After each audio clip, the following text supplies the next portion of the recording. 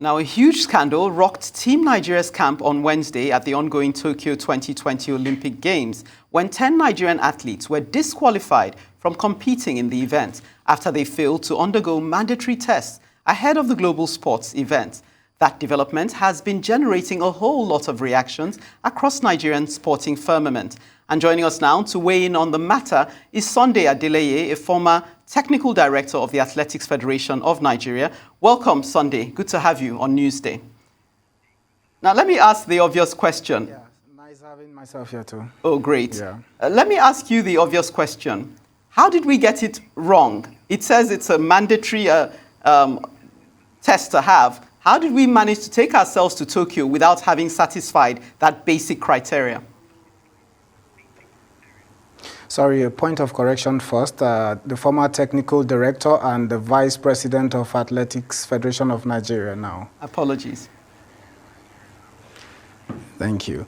Well, we actually got it wrong where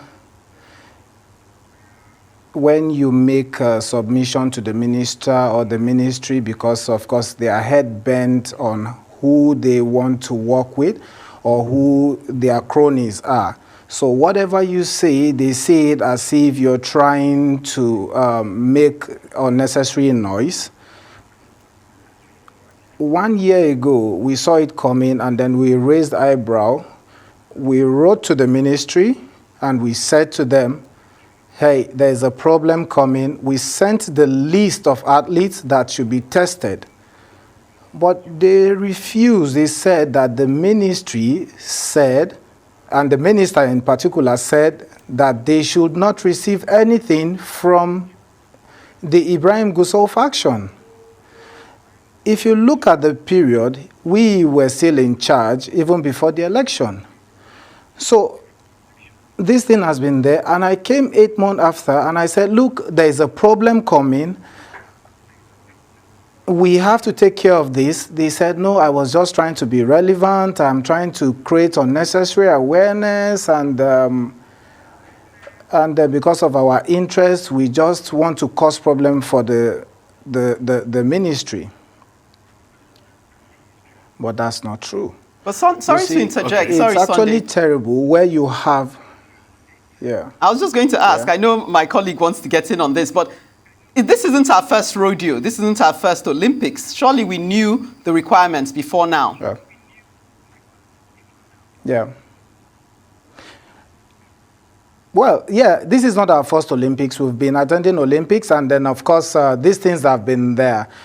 But, you know, when you have inexperienced people surrounding the ministry and the minister, and telling him what they want him to hear. And of course, he also is head bent and he has his own idea, or he has his own agenda. So you keep making mistakes. This is the first time this thing has ever happened to Nigeria or any country. No country has ever felt this kind of blow before. All right, permit me to come in at this point because I would like to take my question from this angle. Firstly, most of these athletes, we're talking about the Road to Soro, not forgetting also Ophili, and you look at these athletes, most of these athletes were people you helped groom and discover over the years. Was it almost a fight against you or pseudo fight against you that rubbed off on these athletes? And how are they feeling at this point in time? Because we're talking about broken dreams or maybe aborted dreams at this moment in time. You know, it's so sad that I have to say this on the national TV that yesterday I wept. These athletes are part of our program. When we came up and we said we were doing a program, they were also part of the program that we went to Abidjan and so on and so forth, where we discovered them. I will tell you a story of Ophili, where I discovered Ophili. You know, these things is just passion, where we took our money and send out agents, scouts to look for athletes here and there. And after so much investment, your time, effort, and then you see this happen, and of course, we're devastated right now. I don't want to believe that it's not deliberate, because I feel this is a deliberate act, because this is not the first time we've been attending Olympics, and we sent warnings upon warning upon warning to them, written. We have documents. And I came after 1 year, 8 months ago, and I still said this on the national TV, and I gave it to the media. We wrote to them, and they said no. So, Sunday, just to reiterate, because I'm looking at the statistics here in front of me, out of the, I think, 7 countries, mm-hmm. 7 countries that suffered this disqualification, ours was the most. We had 10 people disqualified out of 23. Yeah. I think the only country that came close is Ukraine and Belarus, with 3 people disqualified. So if this is really a case of us sabotaging ourselves, where do we go from here? Because clearly this is a national loss we're having to endure. Well, it's a disaster right now, because another disaster is about to happen again, and I'm going to say it again on the national TV. We have a contract with Puma, which we signed 2019, and then, of course, we got kits worth 2.67 million.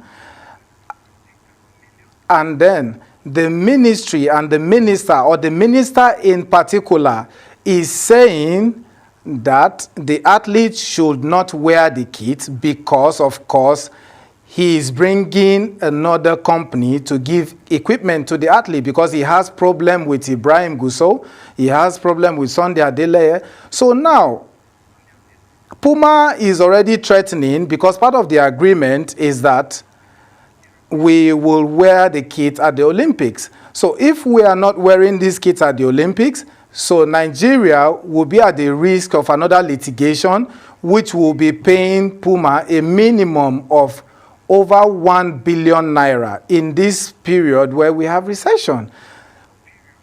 We sent this equipment to the athlete, even when they coddled the athlete not to take the athlete in Nigeria.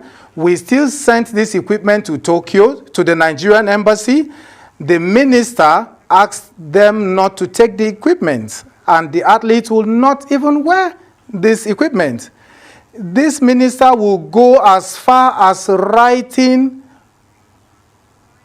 to say they should place travel restriction on us so that we don't go to Tokyo. I don't know what is happening. I don't know what the fight is all about.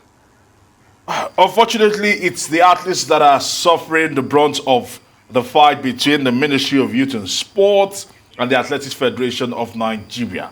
But let me focus on the athletes. Have you spoken to these athletes? How are they feeling right now? And what is the next thing for them?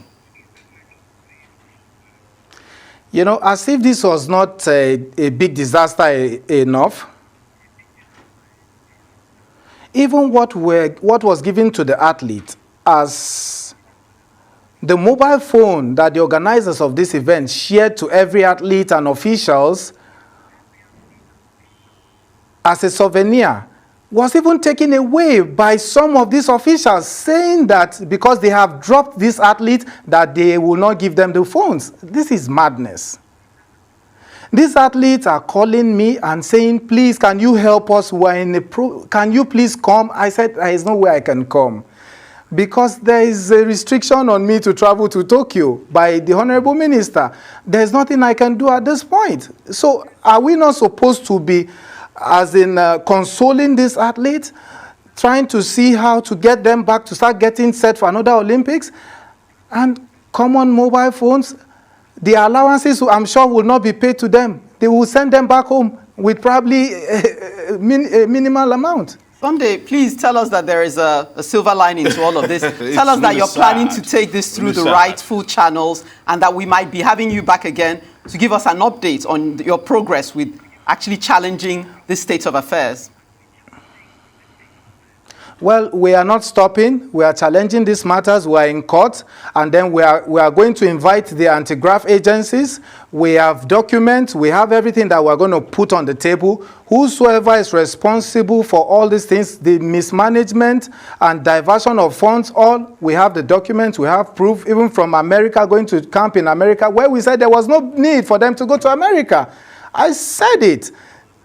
A whole lot of all these things, we'll put them out to the media, we'll put it out for Nigerians to see. It's rather unfortunate, but we find ourselves at this very uncomfortable spot. I want to say thank you for joining us here on Newsday.